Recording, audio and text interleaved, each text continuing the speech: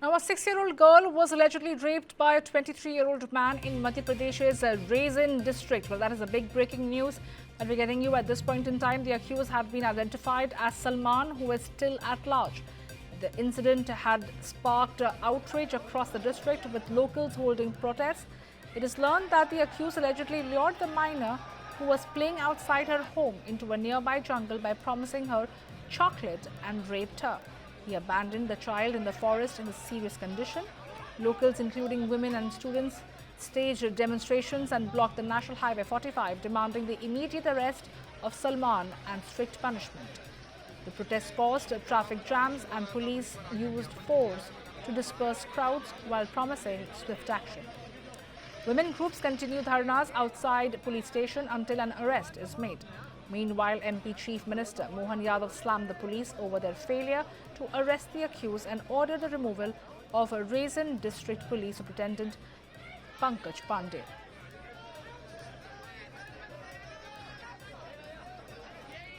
Well, that is a big breaking news that we're getting you at this point in time, as far as a 6-year-old minor was allegedly raped by a 23-year-old man in Madhya Pradesh's Raisin district. My colleague Shubham is joining me right now to get us more details.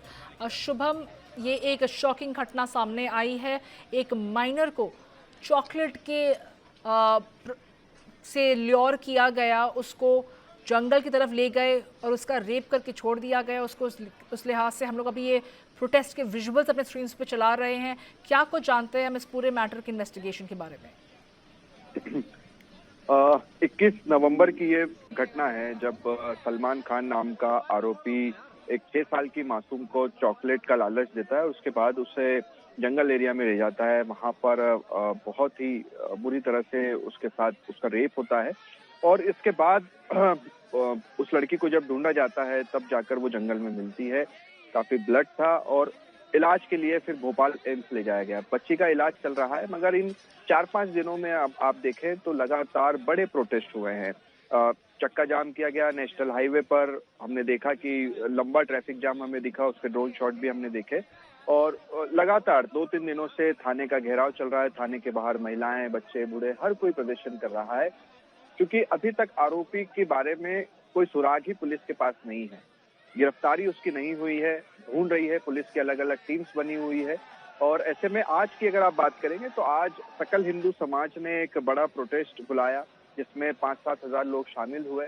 और इस protest के बाद जब लोगों में गुस्सा था, चूंकि ज्ञापन लेने कलेक्टर खुद मंच पर आए और पत्थरबाजी भी हुई, पुलिस पर पथराव भी हुआ, पुलिस ने हल्का लाठीचार्ज भी किया, आंसू गैस के गोले भी छोड़े। फिलहाल पुलिस यहाँ पर मार्च निकाल रही है, जगह जगह लोगों से कह रही है अपने घरों में चले जाइए। कुल मिलाकर ये छोटी सी तहसील है, रायसेन जिले का गोहरगंज ये क्षेत्र है और पूरा शहर अगर आप आज देखेंगे तो बंद है। एक एक दुकान, एक एक घर, चप्पे चप्पे पर पुलिस बल तैनात है। भोपाल से भी पुलिस फोर्स बुलाया गया है, आसपास के जो थाने हैं वहां से भी पुलिस फोर्स यहाँ पर आया हुआ है। कुल मिलाकर लोगों में काफी आक्रोश है, गुस्सा है और इस बात को लेकर कि बच्ची के साथ दुराचार हुआ, रेप हुआ और उसके इतने दिन बीत जाने के बाद भी अब तक आरोपी तक पुलिस नहीं पहुंच पाई है। एक्शन के नाम पर मुख्यमंत्री कल पीएचक्यू पुलिस हेडक्वार्टर पहुंचे थे। वहां पर उन्होंने एक मीटिंग ली और मीटिंग के बाद जो इस जिले के कलेक्टर थे उन्हें हटाया गया है, निलंबित नहीं किया गया, उनका ट्रांसफर किया गया और उनकी जगह नए एसपी को भी भेजा गया है। तो कुल मिलाकर और एक और इम्पोर्टेंट चीज इसमें यह भी है कि ये शिवराज सिंह चौहान का संसदीय क्षेत्र है, यहीं से वो सांसद है इसी क्षेत्र से।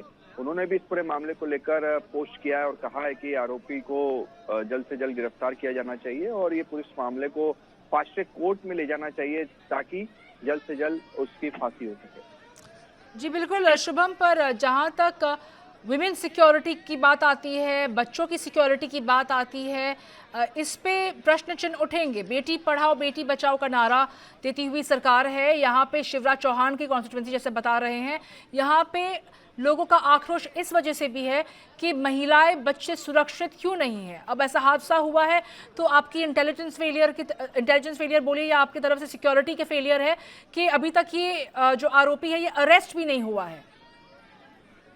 बिल्कुल ठीक कहा आपने और इसी को लेकर लोगों के मन में गुस्सा है कि एक आरोपी जिसने अपराध किया उसके बाद उस बेटी को ही लोगों ने खुद ढूंढा, उसे अस्पताल ले गए। एक और इम्पोर्टेंट चीज आप देखिए कि जब अस्पताल ले जाया जा रहा था तो एम्बुलेंस 2 घंटे तक उस बच्चे को, उस मासूम को नहीं मिली। 2 घंटे की देरी हुई, तब भी लोगों ने बड़ा प्रोटेस्ट किया। और हालांकि लंबे वक्त के बाद हमें इस तरह का प्रदर्शन किसी रेप की घटना पर देखने को मिल रहा है, जब इतना बड़ा जन सैलाब सड़कों पर उमड़ा हुआ है। तो ऐसे में ये पुलिस की जरूर एक तरह से लापरवाही इसमें आप कह सकते हैं, क्योंकि 21 तारीख की घटना है या 26 तारीख है और अब तक पुलिस को कोई सुराग नहीं मिला है आरोपी के बारे में कि वो कहाँ पर है। अलग अलग टीम गठित कर दी गई है, तो लापरवाही इसे आप कह सकते हैं पूरी तरह से। और एक और जो इम्पोर्टेंट चीज है वो ये भी है कि भोपाल और जहां पर ये घटना हुई है गौरगंज, इन दोनों का अगर आप डिस्टेंस देखें तो मुश्किल से 30-40 किलोमीटर के अंदर का है। तो राजधानी के पास अगर इतनी बड़ी घटना होती है और पुलिस आरोपी तक नहीं पहुंच पाती है, तो ये अपने आप में सुरक्षा पर सवाल खड़े करता है।